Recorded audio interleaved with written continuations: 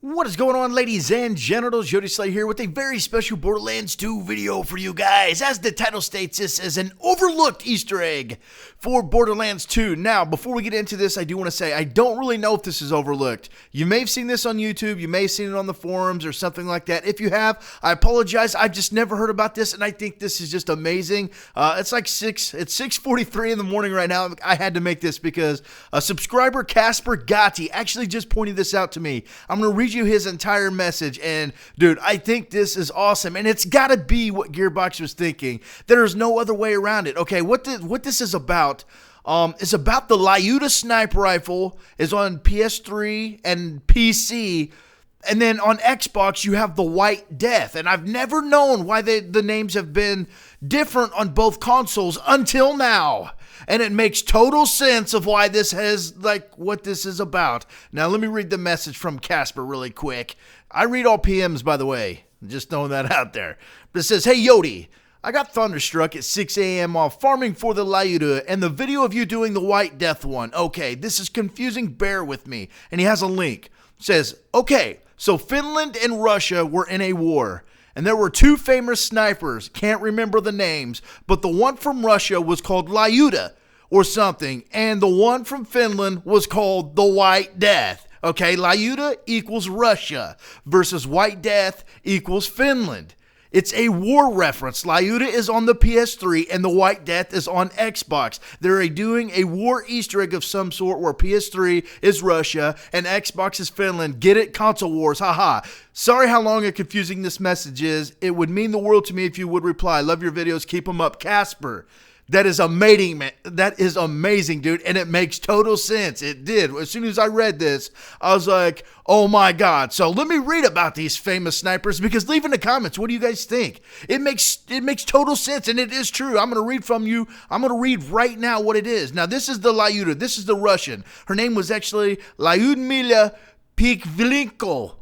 Greatest Russian female sniper. Now, bear with me. This is going to be like a learning thing right now. I'm actually reading from militaryphotos.net. It's a little bit long, but I just want to read about these guys. If you want to skip out now and you don't care about the information from these people, leave in the comments what you want to think. But it is actually true. Lyuda was a famous Russian sniper, and the White Death was actually another Finland sniper. Okay, they were in war, and it makes total sense, a console war.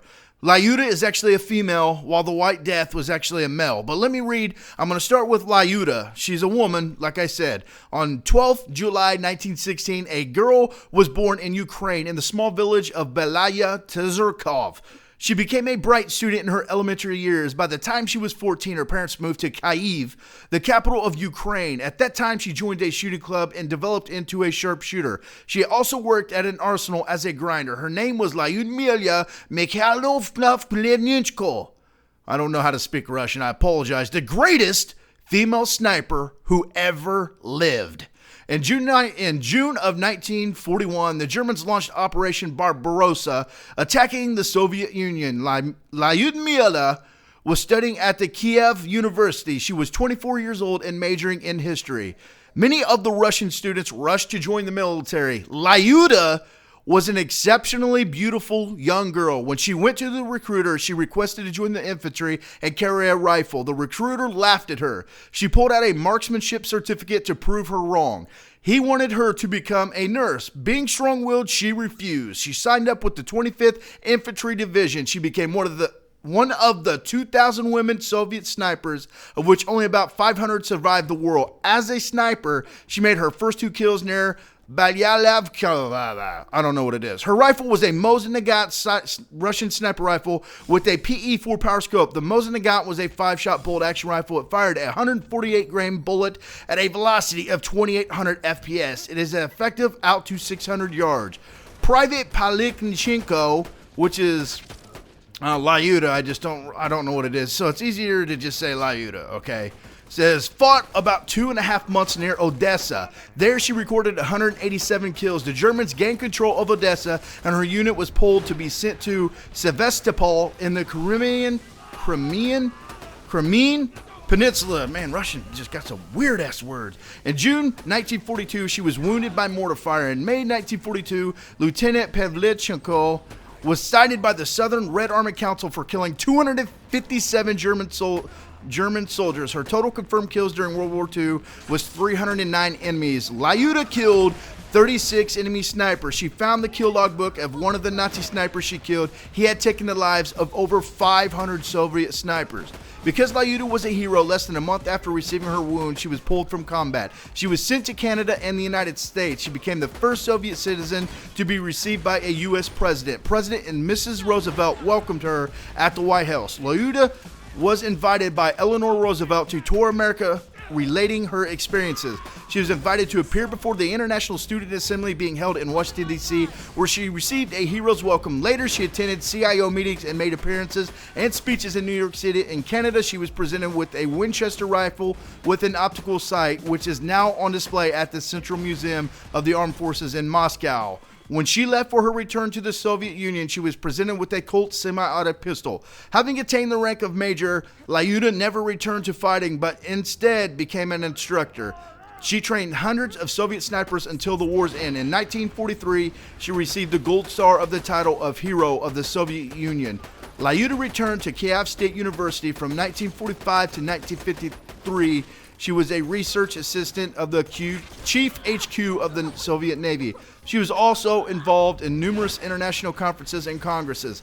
She was active in Soviet Committee of the Veterans of War. Lyuda Pavlichenko died on October 10th, 1974 at age 58 and is buried at the Novodevichy Cemetery in Moscow. Okay, that's about Lyuda. Okay, you can see she was a beast, and she just went ham with the sniper rifle. So that was Lyuda, the Russian sniper, the greatest female sniper who ever lived. Okay, so let's read about the White Death, the Finnish sniper that just went ham. Apparently, his isn't as long as the detail, so I will actually put links to both of these in case you guys want to read it. Because man, when I try to read like that a lot, I start stuttering and everything, especially when these Russian words are in my face. I'm just like, dude. Weird. But all right, the White Death. All right, let me go up here and get his actual name.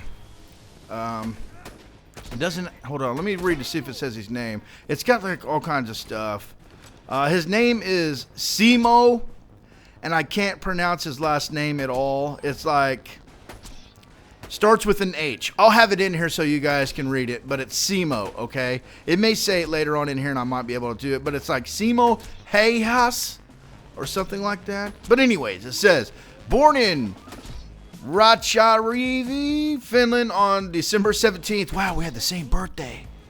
Now I know why I'm such a great shot and a marksman.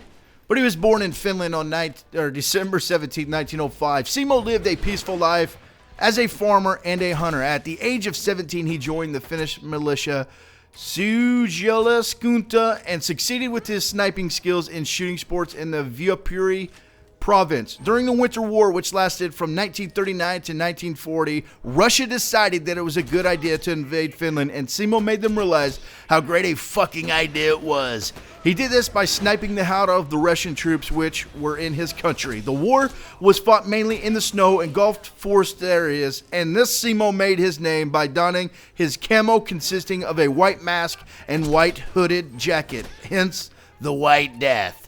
Simo was Russia's most wanted during the Winter War, and thus was the target of several less than friendly excursions sanctioned by Mother Russia.